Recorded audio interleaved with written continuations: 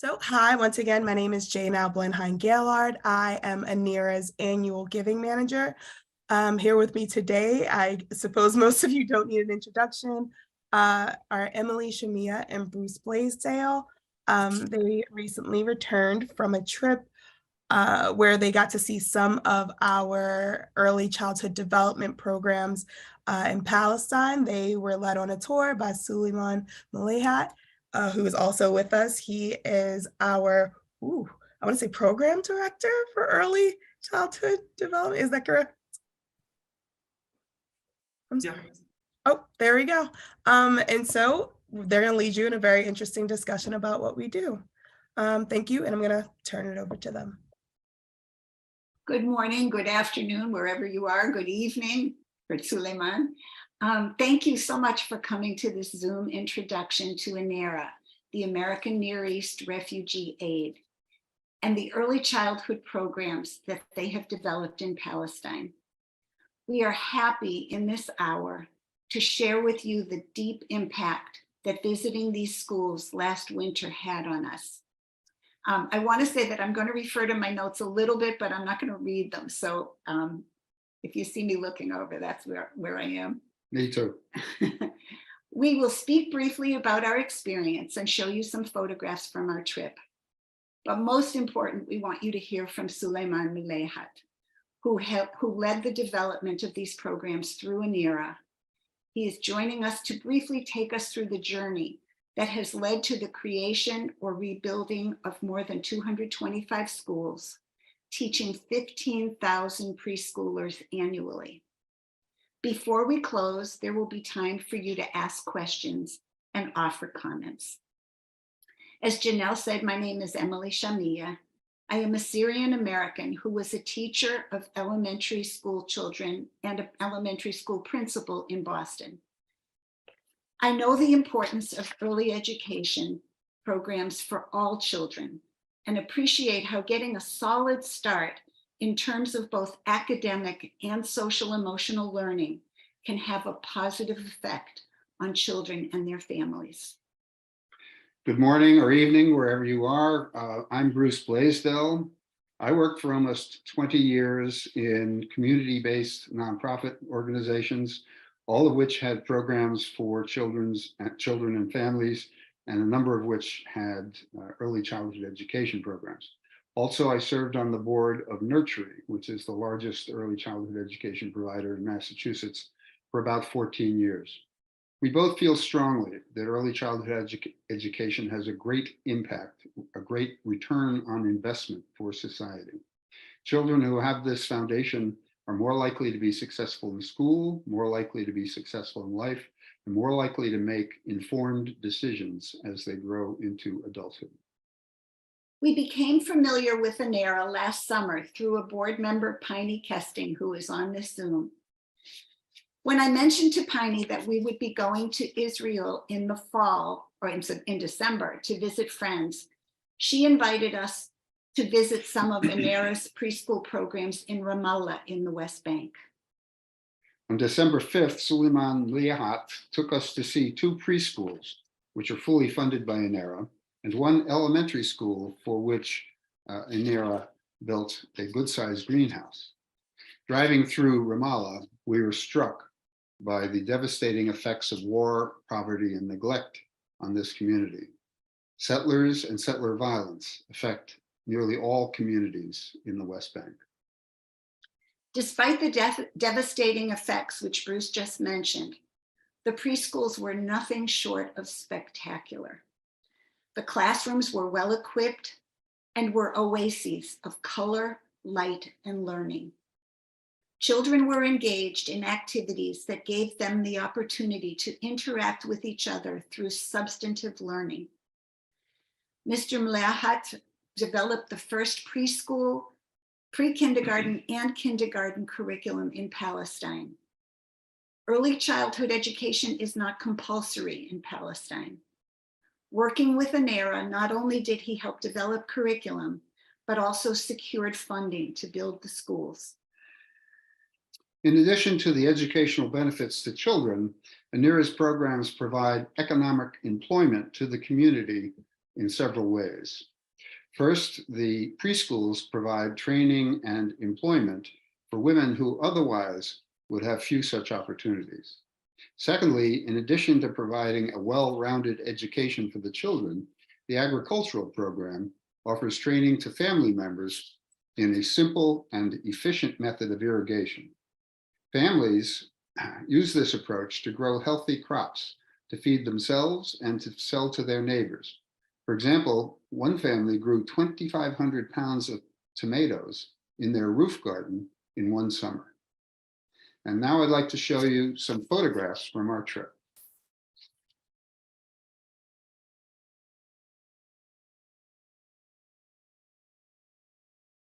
All right, so here on the left, here's Emily and I at the site of one of the new preschool programs that Anera built.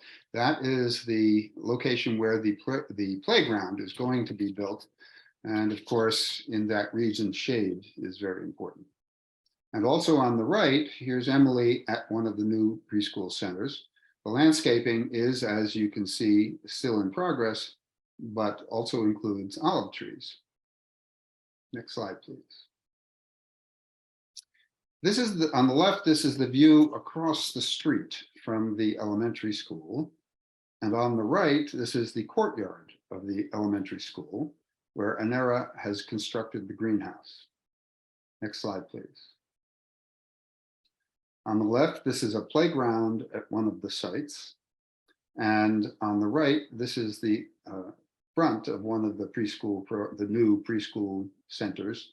Note the water tower in the background. Next slide, please. And now the children. In the photo on the left, they're working with their teacher to design a community. And in the photo on the right, here you can see that the children are happy and healthy, learning their numbers. Boys and girls learn in these centers together. Next slide, please. On the left is our students in the courtyard of the elementary school. This was a group of girls. On the right is a welcome inside one of the preschool sites. Sulieman, could you translate that for us, please? You're muted. It's the name of the Ne'lin governmental kindergarten, which we built and opened in 2019. Thank you. Next slide, please. Here on the left, children are constructing with bright colored blocks in circle time on the floor. On the right, this area provides children with written words for the date, the days of the week, labels for furniture and parts of the body. Everything you would hope to see to foster reading and learning at this age level. Next slide, please. No matter where you go, children are beautiful and love to pose for the camera. On the right, this is the exterior of the greenhouse where children participate in the agricultural program. Next slide, please. On the left, this is the interior of the greenhouse. They use a very efficient irrigation system, which involves wicking a small amount of water from underneath these tubs to grow vegetables and herbs. And on the right, here's Emily saying Assalam to these children who were learning their numbers. Thank you. It is now our honor to introduce our guest speaker, Sulieman Mleahat. Mr. Mleahat has been the visionary behind the creation of national preschool and kindergarten curriculum, the construction or rehabilitation of more than 225 schools, the training of more than 1,000 teachers, and enabling 15,000 of Palestine's youngest learners to flourish annually. I could say more, but we want you to hear directly from Sulieman about the work he has been doing. And so it is our great privilege to introduce Sulieman Mleahat.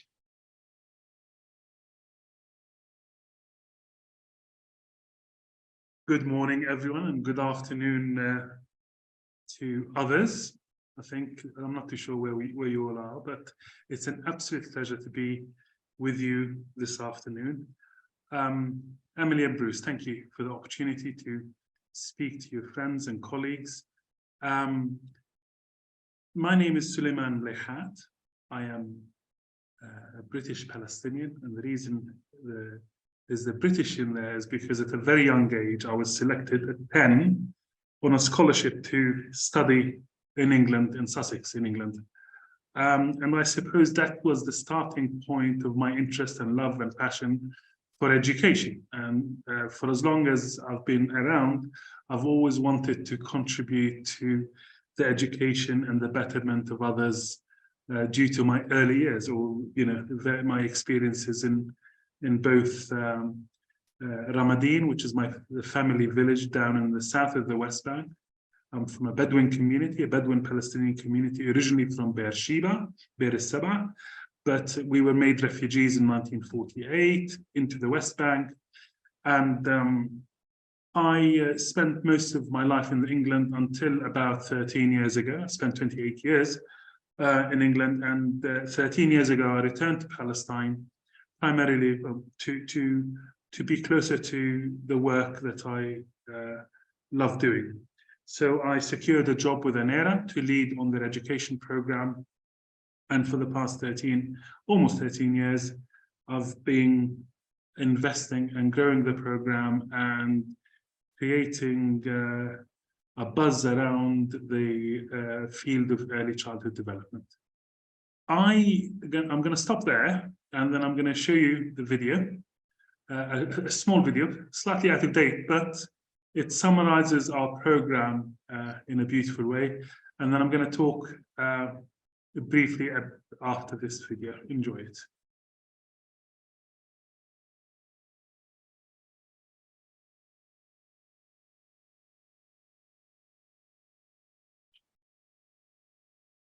We don't have the sound. Designed as centers for learning or care. They're often dingy little rooms under a mosque or in an old house.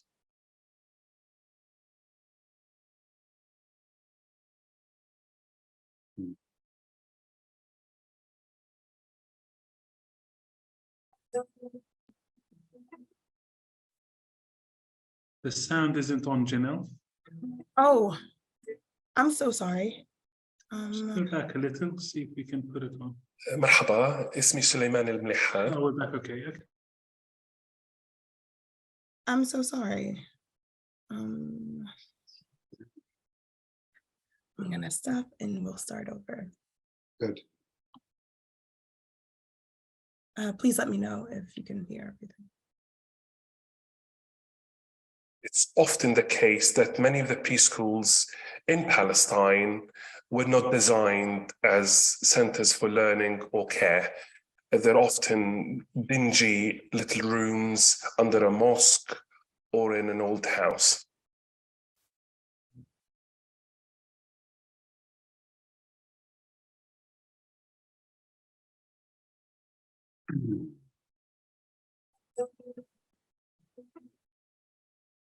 The sound is gone again, Janelle. Try now.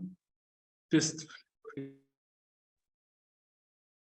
مرحبا, اسمي سليمان المليحات. I am Anera's education program manager in the West Bank and Gaza.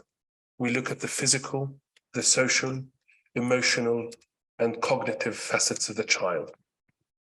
What we aim to do is create safe and stimulating environments for children to learn and play and be cared for.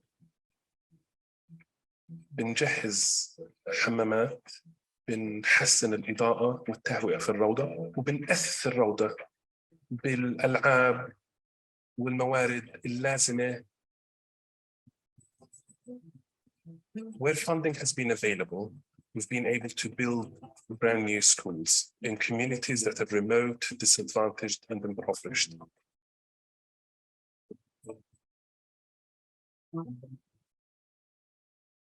We're making stories and books available for children in the home. Sorry, Janelle, it's just, we've got my voice, but no music and no effect, so I'm not too sure. We'll continue with this for the time being. Created is a professional pathway for teachers in Palestine. We worked with parents to ensure that children are looked after and stimulated in the home.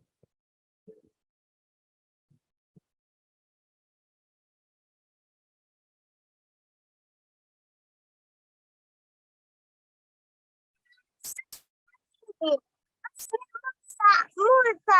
لا فرحان لما أكبر بصير سوبرمان عشان أنقذ العالم.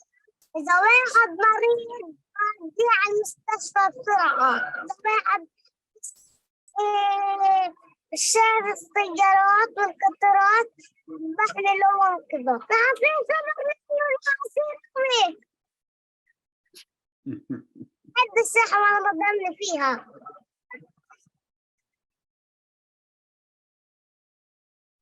Okay, thank you.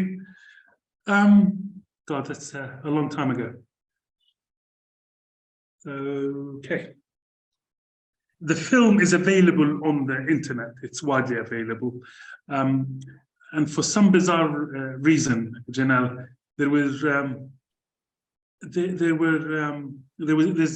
it's a beautifully produced film by a friend of mine who's gone on to do wonderful films, and he's a Palestinian filmmaker, and he's now in the UK winning various awards. So it comes with some nice music and better effects.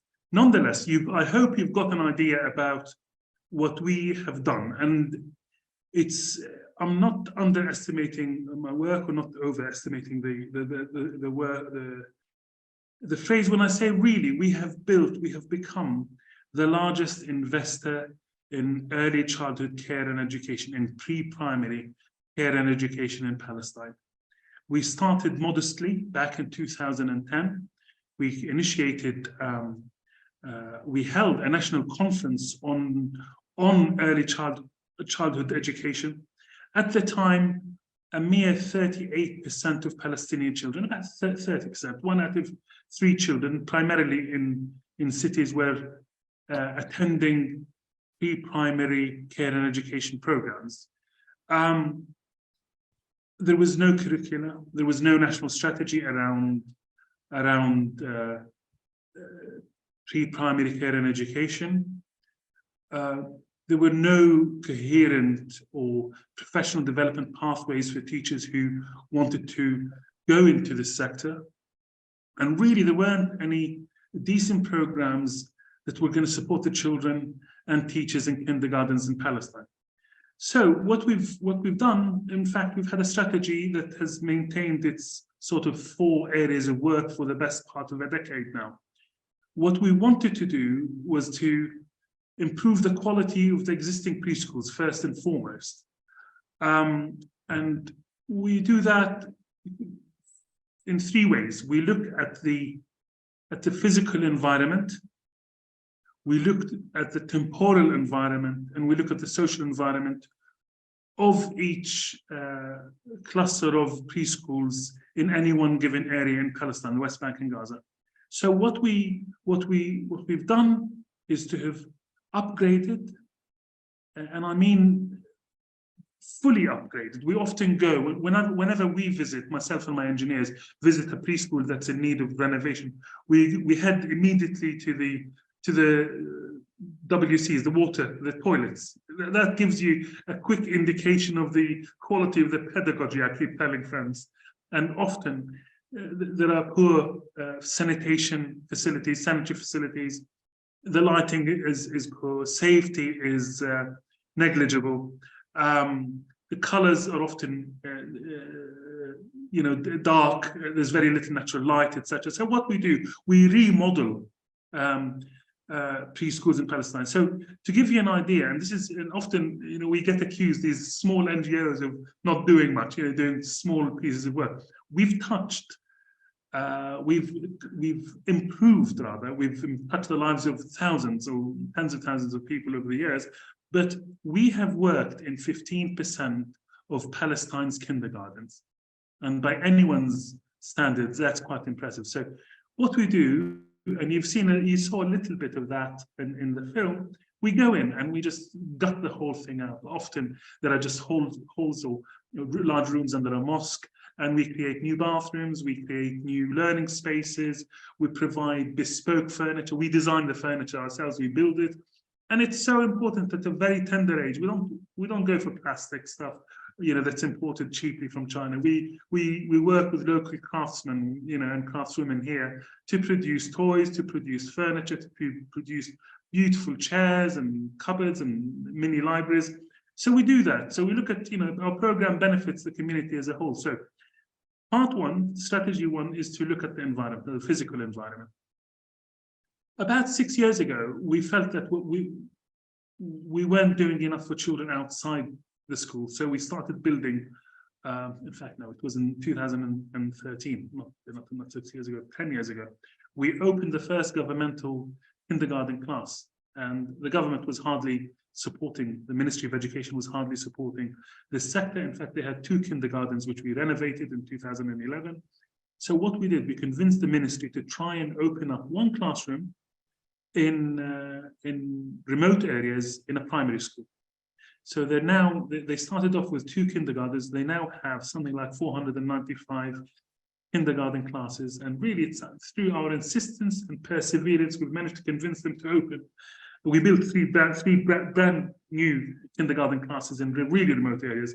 Anyway, today we're just about to complete the number 21. So we've built 21 brand new kindergartens in really remote areas. We felt that by renovating, we were improving the quality and equipping the existing preschools.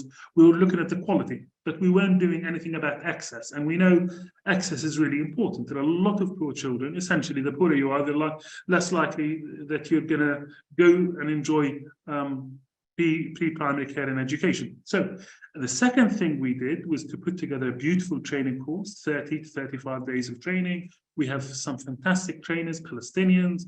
We also have some wonderful advisors in Washington and beyond who look at our training courses and provide support and feedback. One specific person is Ilham Nasser, who was at George Mason for a long time. She's now consulting, and she helped me put together the training course and the tools around that. So it's not just about delivering the training, but it's assessing the teachers beforehand, looking at competencies, etc. So in that time, over the past decade, we've trained over 1,000 teachers, 50% of whom have attended the full course. Others couldn't for some reason, because it's often the funding hasn't been in place, they haven't been available. So we've trained over 1,000 teachers. About 1 out of 7 teachers in Palestine, pre-primary school teacher, has been trained by Anera, which is wonderful. That's an integral part of the temporal environment. So we look at the physical environment, we look at the temporal environment, we look at the, at the training, at the capacity building, and the resources, etc. Children need access to books, teachers need access to books. So we've done all of that. We've even worked with Scholastic in New York. I visited their office in Manhattan, and we've worked with them, and we've purchased my Arabic library and provided them to all the schools, all the kindergartens we've worked in, and more. And so we've done that, and we do, when we train teachers, we provide them with on-the-job support. So it's not, and everyone says that, and it's just so rewarding when we sit in a training session, and the young women often, sadly, we need more male teachers, but they often say, Sulieman, we've spent 3 years doing the theory in Al-Najah University or Bethlehem University, and over the past 2 or 3 weeks, we've learned more than we did in 2 or 3 years of I'm not being disingenuous about it, but theory is one thing, but sitting down and actually being able to empathize and work with a child is a different thing altogether. So what we do is we train teachers to be able to organize activities, organize their day, use resources, use local resources, to be able to, engender inquiry. And often people ask me, sorry, Sulieman, what is it? What is the ultimate aim of your course? And I just say, quite simply, I really want children to be able to inquire in a safe and play in a safe learning environment when they can really fully realize their potential. And if we do that at a very young age, instead of being talked down to, what we call it chalk and talk, instead of just listening to the teacher, we try and reduce the TTT, the teacher talking time, and engender a much more of a supportive coaching role for teachers in the love for learning and inquiry. So we do that in a very modest but an intelligent way. Our trainers are superb. They work with music, they work with dance, they work with nature, they work with, they use so many beautiful tools and methods to just bring about wholesome change for young children.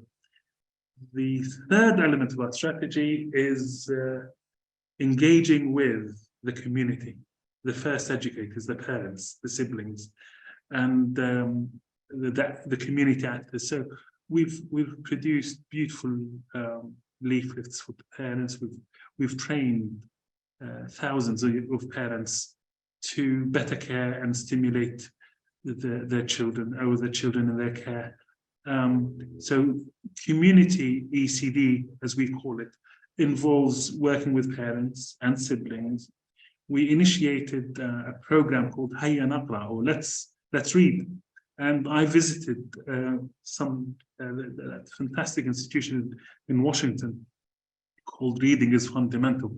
And I also met Wendy Cooling in England, who set up Bookstart UK. So based on and the reason I did that is because my children who were born in London went for a health checkup at a very young age, I think at 9 months, and they came back with a beautiful reading pad. And 5 years later, and I thought, okay, it took a while to understand the reasons why a 9-month-old child would want to be read to, but it's critical, of course. And when I went back to meet Wendy 5 years later, there was a reading pack for the unborn child. So mothers can actually read for children in their womb. And when I visited the Waldorf Steiner School in 2018 with my team, we looked at the beautiful colors of a preschool in Mannheim. And I asked why they would chose the color peach and slightly yellowish color. And it said, well, that's the color of the womb where a child starts their life. So the connection is really important, that actually when children, and when we talk about 0 to 5, 0 to 8 as being the early childhood period, we mean conception. We don't mean when they're born. That's really, really critical. And a lot of fantastic thinkers and people who've done a great deal of research have emphasized the importance of starting really early. So as much as we'd love to, we don't start that early because there's limited funding, and we need to look at the pre-primary years, K1 and K2. But there are opportunities for doing a lot more than that. So we've done the community ECD, we've done the teaching and learning and the capacity building, we did the physical environment, but we've also, and this is really, really important, we've worked with the duty bearers, as we call them, the Ministry of Education and others, on developing good policy around enhancing the quality and the access to pre-primary care and education. And we were really, really lucky. We had a brilliant Minister of Education who was very positive about early years, and we were able to put together the national framework for early childhood care and education, and we put together the national curriculum with a teacher's guide, and that's to be found in something like 2,000 kindergartens in Palestine.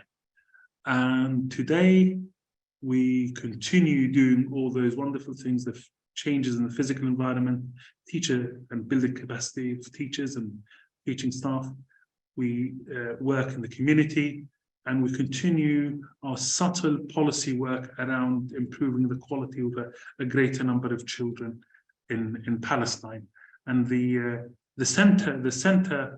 centerpiece of our program is the construction of brand new kindergartens, state of the art.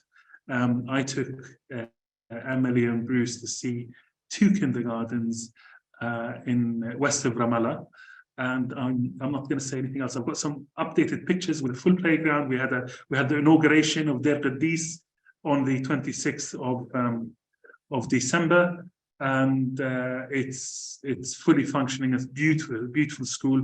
And this week we've started 3 more kindergartens, and we're likely to be completing number 21 this year. And we're hoping to do 80 brand new preschools. The reason being is that the ministry is the duty bearer for children in pre-primary institutions.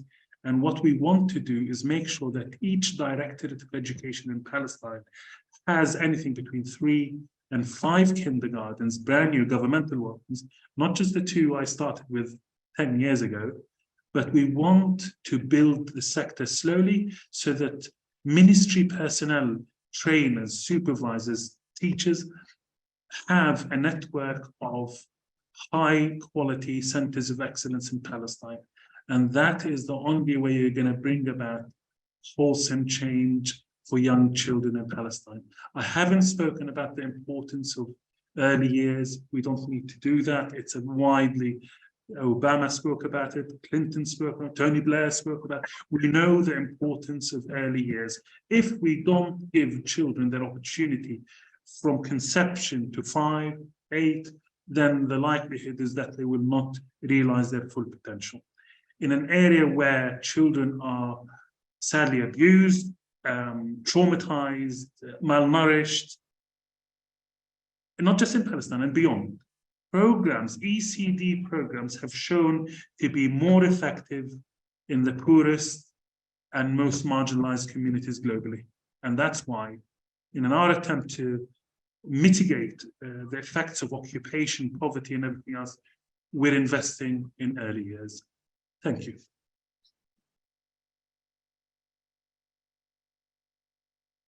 Janelle, are you going to talk about the asking questions? People are invited to ask questions. Oh, well, yes. So now we're gonna have a Q&A featuring both Sulieman and Emily and Bruce. So if you have any questions, please feel free to drop them into the chat and we'll read them aloud. Thank you. Oh, you can also raise your hand and speak if you'd like to. Oh, Could you put them on gallery and then maybe we could see everybody just for this period? no problem. Would that be okay? Yeah, sure. Thank you. And there we are. And actually, I saw Thank you. Mabel and Eve. There's a question. Thank you. I don't know how to raise my hand on Zoom. This is the only way I know how to do it. Thank you, Emily, Bruce, Solomon, Janelle. Thank you. That was wonderful. The little boy that wanted to be Superman. Sulieman, you made a comment that was so long ago. And I'm just wondering if you have reports from kids that have graduated or how far. I can't remember when you said the program was started, but what has happened to the children that have benefited from this? Sulieman, Eve, yeah, thank you, Eve. Because we're often really quite inundated with programs and projects, we haven't had an opportunity to document the development of some of those children, unfortunately. But what we're doing at the moment, we're using a national and international tool to look at their social, emotional, physical, and cognitive development over a shorter period of time. We don't have the resources to follow them through, unfortunately. But what we've done in new schools in Nablus, 5 brand new ones, we really want to track the development of children over a 1 and a 2 year period. And we're using something called IDELA, which was developed by Save the Children International. And it's the International Development Early Learning tool, IDELA. So we'll do that. But, you know, I think you've raised a really, really important point. And I think purely from a story perspective, we need to tell the story. And we're working on a 10-year report, a decade on. I think we should look at that child. I know where he is. He's Farhan. He's in a refugee camp north of Jerusalem. And you're not the first person to raise this. We should perhaps look at collecting 10 to 20 stories of people who've benefited from Anera 10 years ago, as well as the much more methodical approach to evaluating children as a result of our interventions, the physical environment, the parental involvement, the teacher development. We should do more stories. So thank you for raising that. I will include it in my things to do when we're working with colleagues in headquarters about documenting the successes we've had over 10 years. Thank you, Eve. Whoever would like to speak next, feel free. I'm happy to talk for about another 3 hours if you like, but you know, being Bedouin on that, so no. Sandy has a question. Sorry. I have the privilege of retiring from a program in Boston called the Family Nurturing Center, and we work with from prenatal up through about age 5, but really working with parents directly. So I have 2 ideas. I would love to get, maybe I can find an email on the Anera website. So I would love to. So I have 2 ideas. One is that there's I visited Israel and a little bit of Palestine in 2018, and we visited a program based in the cities, in the health centers in Israel, where they do basically what I call baby cafe, which is having parents come during their pregnancy and during that first year, especially, just to talk to each other, just to share ideas around development, health, and I don't know what it's called. We visited up north on the Galilee in a setting in a health center. And 2, the other program, so I would like to find out what that was, and heard a presentation when I came back from Israel in Boston from a nonprofit that was doing that program in many, many health centers in Israel. In Israel. So I'd like to find out who that is and connect you.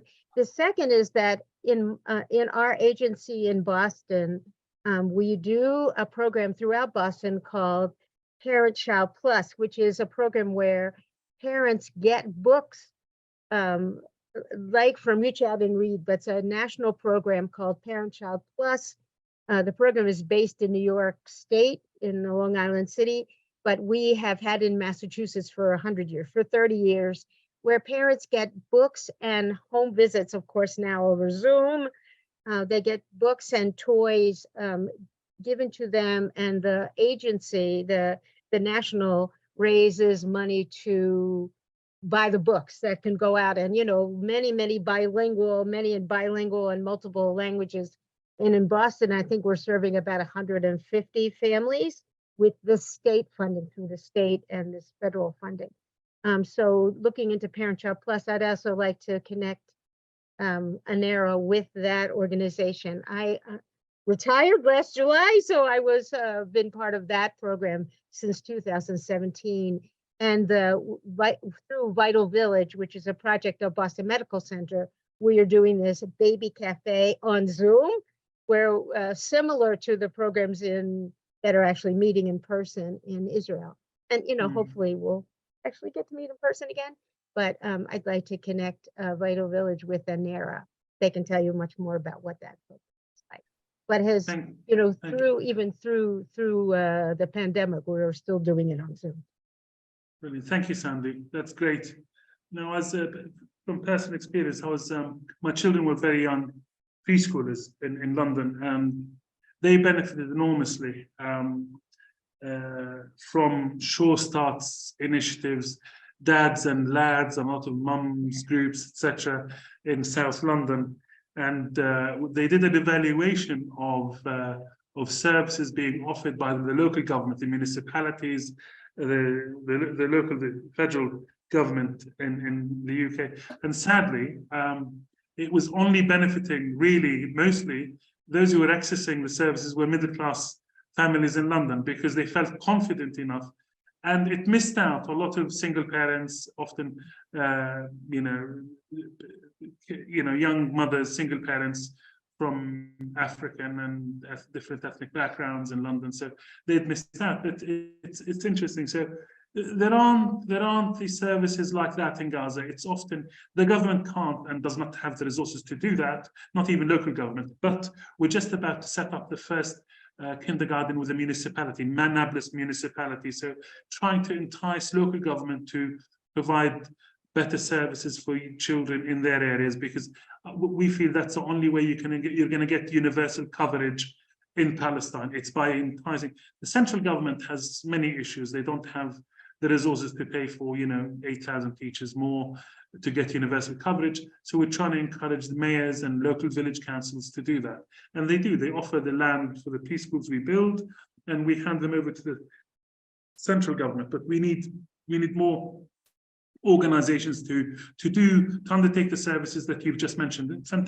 There's so many there's so much we can do, But a point I want to mention in relation to Israel and Palestine. I traveled to Germany with a friend.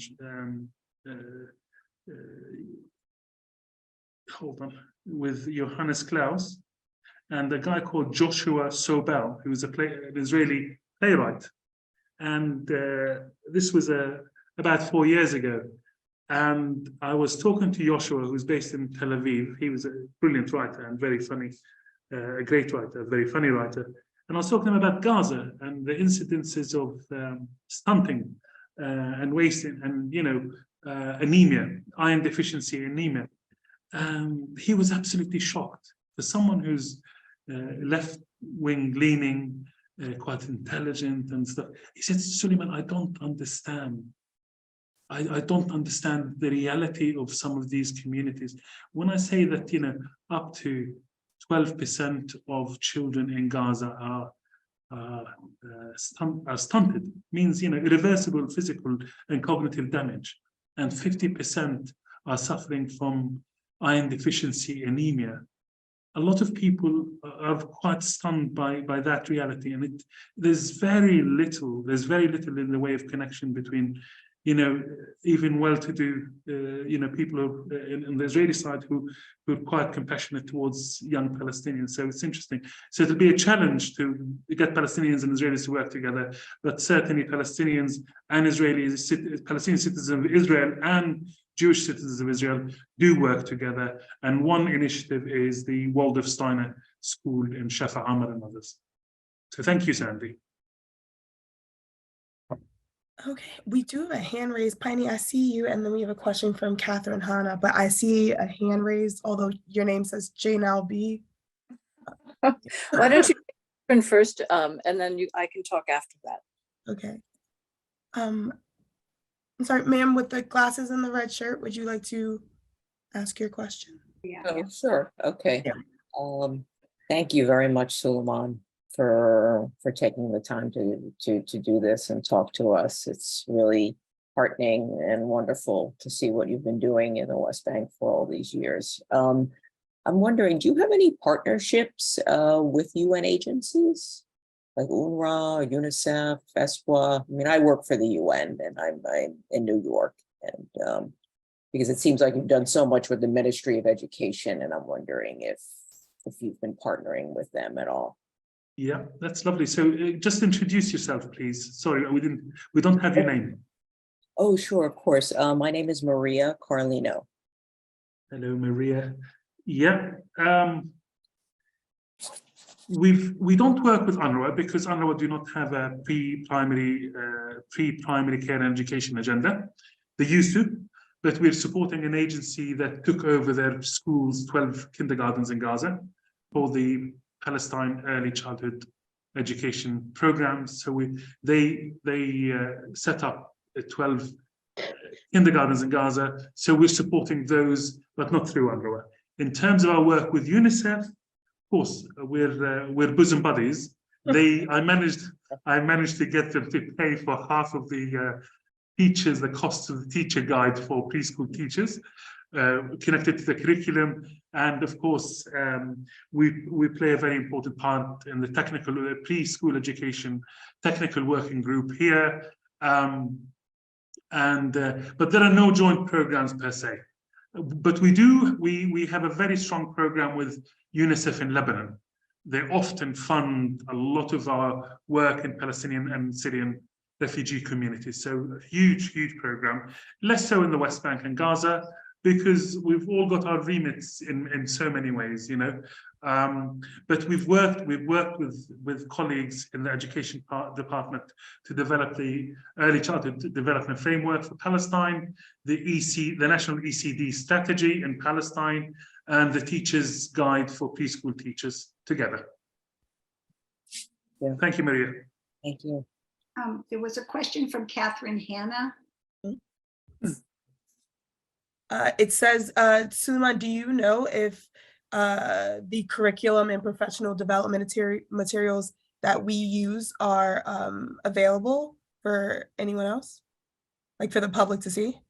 Yes, of course. They're, of course, they're available through Anera, but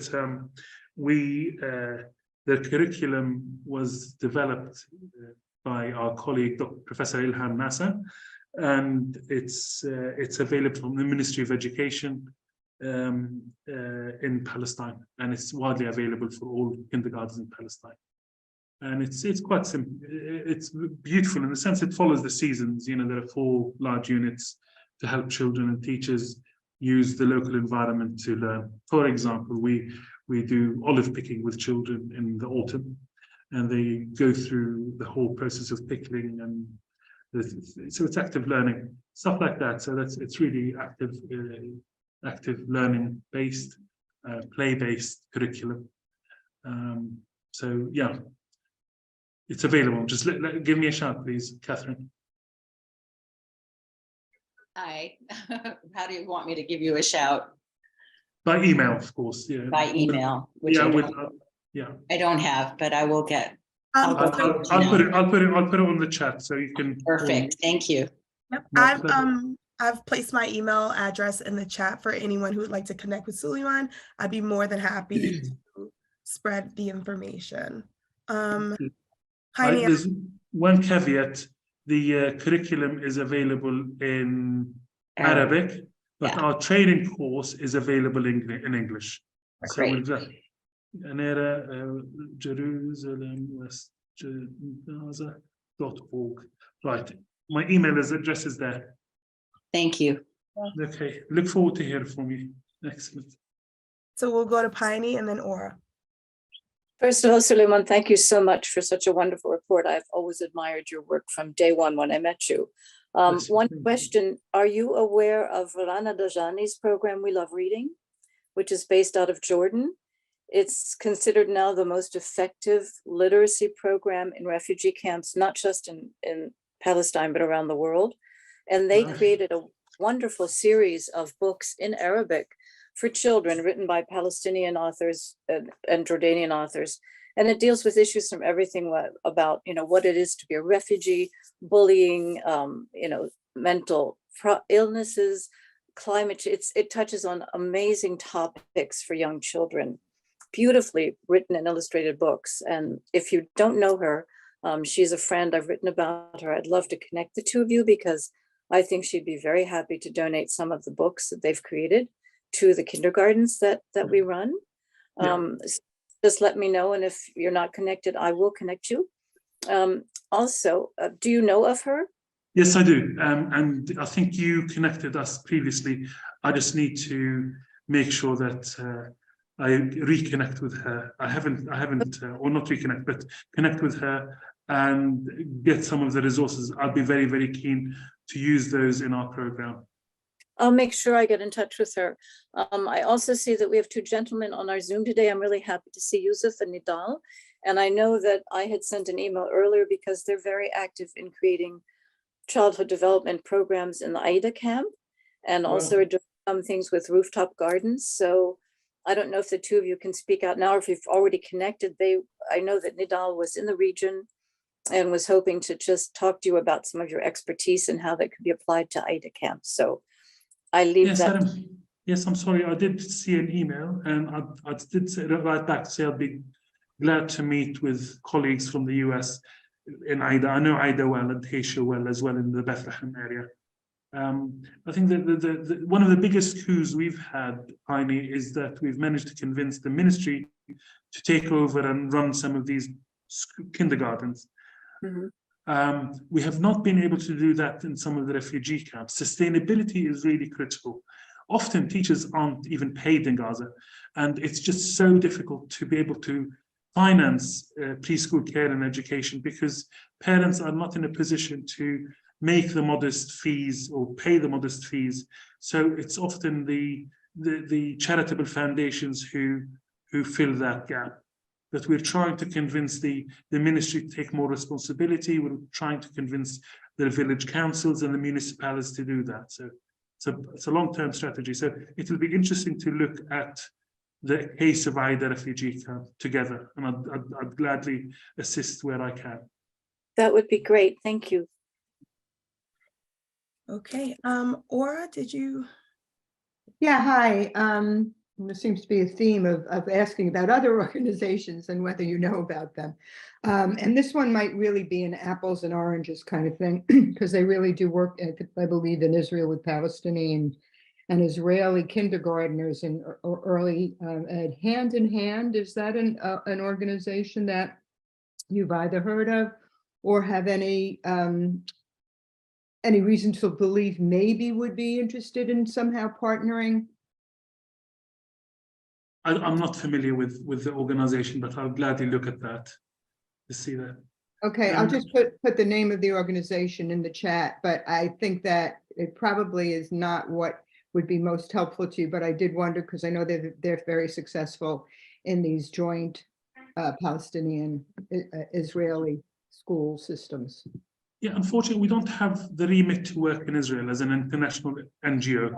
Right. You know, there are many disadvantaged Palestinian communities, including Beersheba and the Negev and others, and we don't feel we don't have any